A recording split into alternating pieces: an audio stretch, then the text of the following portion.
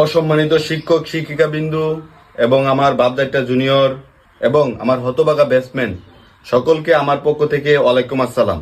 উপস্থিত সবাইকে ধন্যবাদ না জানিয়ে আমার এই আজকের ঐতিহাসিক বক্তব্য শুরু করছি, কেননা ধন্যবাদ দিলে সবাই মনে করবে আমি সিরিয়াস। হুট করে 10টা বছর চলে গেল, এই 10টা বছর মন দিতে পারিনি লেখাপড়ায়, মন দিয়েছি কুদ্দুসের মেয়েকে।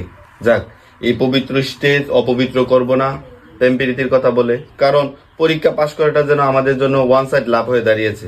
আমরা 2025-20 শুধু আমরা পরীক্ষা দিচ্ছি না, পরীক্ষা উল্টা আমাদেরকে দিচ্ছে। এই দীর্ঘ 10 বছর শিক্ষক শিক্ষিকারা আমাদের উপর অনেক অত্যাচার করেছে, জুলুম করেছে।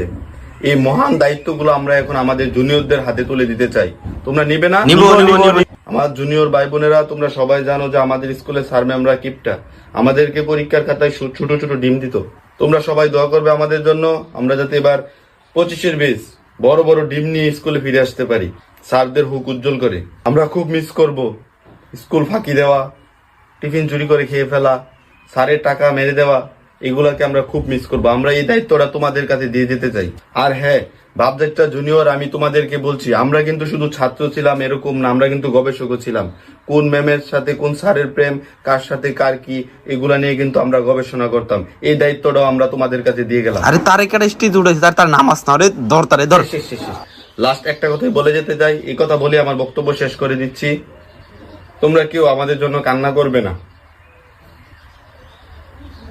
তোমাদের অশ্রু জলে আমাদের যাওয়ার পথটা পিচ্ছিল হয়ে যাবে, পরে আবার ফেল করে তোমাদের সাথে আসতে হবে। কেউ কান্না করবে না, সবাই দোয়া করবে যাতে বড় বড় ডিম নিয়ে স্যারদের হুক উজ্জ্বল করে তোমাদেরকে মিষ্টি খাওয়াতে পারে।